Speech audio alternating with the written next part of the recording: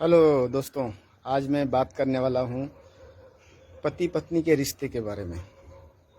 हमारे लाइफ में बहुत सारे रिश्ते हैं जो कि हमारे जीवन को बहुत ही सुखमय बनाते हैं, लेकिन उसमें से एक रिश्ता ऐसा है जो आपके लाइफ में सबसे ज़्यादा इम्पोर्टेंट है, और वो है हस्बैंड वाइफ का रिश्ता।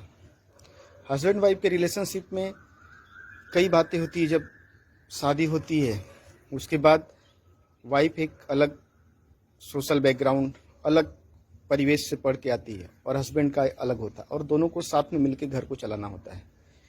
तो दोनों को पहले एक दूसरे को समझना चाहिए, एक दूसरे के क्या व्यवहार है, एक दूसरे का क्या पसंद है, लाइक डिसलाइक को पता करना चाहिए। उसके बाद आप रिश्तों को आगे बढ़ाना चाहिए। मोस्टली ये होता है, देखा गया है कि पति पत्नी में हम लोग एक दूसरे की कमियों पे ज़्यादा फोकस करते, तुमने ये नहीं किया, तुमने ऐसा नहीं किया, तुमको ऐसा करना चाहिए, तुमको ऐसा करना चाहिए। और ये सबसे बड़ा कारण है कि जब आप कमी के बारे में सोचते हैं तो आपको कमी ही दिखती है। अगर आप उसमें पॉजिटिव देखना चाहेंगे, अच्छा ही देखना चाहेंगे, तो आपको अच्छा ही दिखेगी।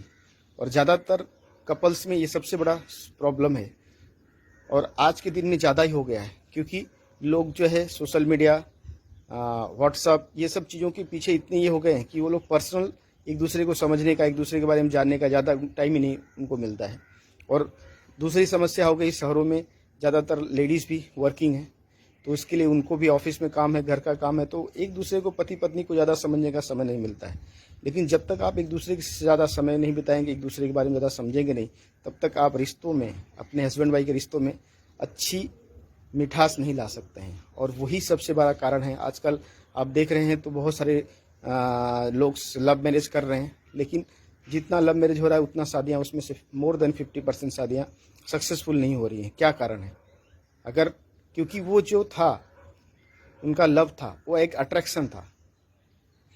लव तो हुआ है, लेकिन लव लैंग्वेज ना हस्बैंड वाइफ की समझ पाए, ना वाइफ हस्बैंड की समझ पाई।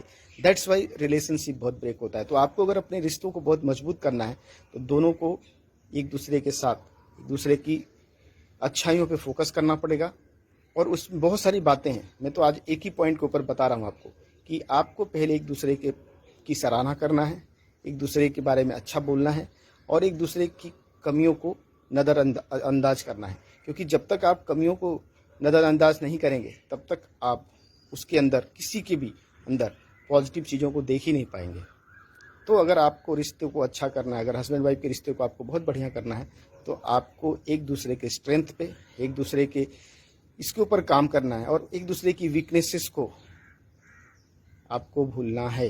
एक दूसरे के वीकनेसेस में, एक दूसरे के कमियों को हमेशा नज़रअंदाज करके उनको एक अलग वे में आप समझा सकते हैं। हम उसको बोलते हैं सैंडविच अप्रोच में। अगर आपको किसी को कुछ बोलना ही है तो आप उसको पहले पॉजिटिव बोलिए, फिर उसकी कमी को बताइए, फिर उसके बाद लास्ट में बोलिए आप तो बहुत बढ़िया हैं, बहुत अच्छा है, और लास्ट में पॉजिटिव बना के, तो उसको बुरा भी नहीं लगेगा। इस अप्रोच से अगर आप उसको, रिश्ते को हैंडल करते हैं, तो आपको बहुत ज़्यादा इसमें बेनिफिट मिलेगा। Thank you. और आपको कैसा लगा इसके बारे में ज़रूर कमेंट करिए।